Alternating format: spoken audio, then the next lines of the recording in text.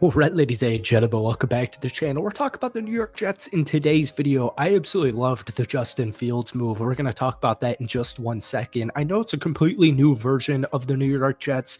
I was actually reading an article on The Athletic. They did like an expected points added model since the end of 2024 to predict who improved, who got worse in free agency.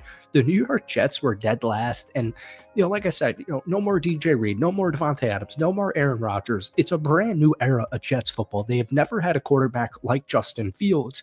And also, like 15 minutes ago, you guys just signed Josh Reynolds as well, who I really like. Aaron Glenn, Detroit Lions, the connection is there. Tanner Inkstrand, the new offensive coordinator. I like the move for Josh Reynolds. It has me feeling much better about that wide receiver room heading into the draft. But folks, like just for example, we're going to talk about Josh first. I think the Justin Fields move for the New York Jets is exactly what the doctor ordered. And I'm a Green Bay Packers fan. Justin Fields, I watched this dude play for 3 years. I'm from Chicago. I watched this dude play literally football every year for 3 years and 6 games with Pittsburgh last season.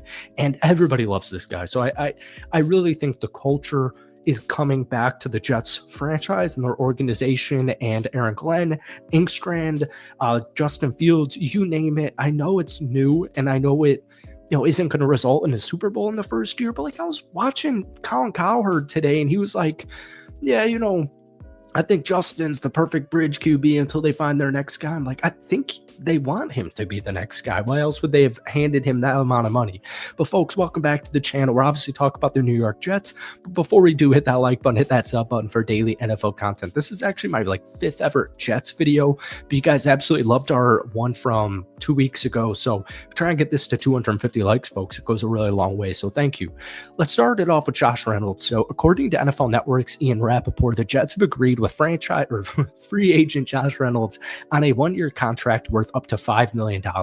So Josh spent 3 years with the Detroit Lions from 2021 to 2023 alongside Aaron Glenn and the new offensive coordinator for the Jets, Tanner Inkstrand. Now, last season, he signed with the Denver Broncos and it was kind of chaotic. He actually had a first solid 5 or 6 games and then suffers an injury. He was involved in, I believe, a shooting. They end up cutting him, waiving him, and I think he played 1 game for the Jags. I don't know if he actually got a snap, but down year for Josh Reynolds, 100%. But 6'3", 192 pounds. What he's doing is he's just raising the floor. That's the way I view this. He's raising the floor for the wide receiver room because, as much as I like my former wide receiver, Allen Lazard, in no way, shape, or form should he be wide receiver number 2 for the Jets with Justin Fields next season. One quick thing about Allen Lazard is he's a phenomenal blocker, and they're going to be running the ball a lot with Justin, Brees, Allen, etc., etc. So just keep that in mind. But across those 3 years with the Detroit Lions, Josh played in 38 games and caught 97 catches for 1,400 yards and 10 touchdowns. And he was actually wide receiver number 2 for Detroit in 2023. They had 12 wins. They won the NFC North. It was when the Detroit Lions kind of change officially began, he was wide receiver 2 for that season. He finished with 40 catches for 608 yards and 5 touchdowns. Now, keep in mind, Sam Laporta, the tight end, technically was had more receiving yards than him, but wide receivers, he was right behind, or not right behind Amon-Ra St. Brown. He was number 2 on the Lions in 2023, though. Jared Goff had 113.3 passer rating when targeted Reynolds in 2023, which was more than 15 points above his season average. So Josh Reynolds is so good. He's perfect complementary piece. He's a willing blocker. He's good in the locker room. He's just a good guy to add to this team. There's no way around it. I love the move for Josh Reynolds, and hopefully he has a better season with the Jets this year than he did last season with Denver. But we'll finish this off talking about Justin Fields. 2-year, $40 million contract, $30 million of that is guaranteed. So to Colin Cowherd on TV today, no, I don't think he's the bridge QB. They're definitely giving this a shot. Former 11th pick from 2021 NFL draft, went to the Chicago Bears. I was not happy. As a Green Bay Packers fan, that was the tail end of Rodgers' career in Green Bay, and I was not thrilled with the thought of Justin Fields joining with Chicago, it was kind of scary. Now, it didn't really work all that well. And then they had the number one pick for the second straight season. So they decided Caleb Williams is going to be our new quarterback. So they trade him to Pittsburgh. And he stepped in for an injured Russell Wilson last season and actually led Pittsburgh to a 4-2 record. He posted career highs in completion percentage at 65.8%, quarterback rating at 93.3. He had 1,100 passing yards with 5 touchdowns and only 1 interception. And he also had about 300 rushing yards and 5 more rushing touchdowns. So I know his starting record's 14-30 as a starting QB.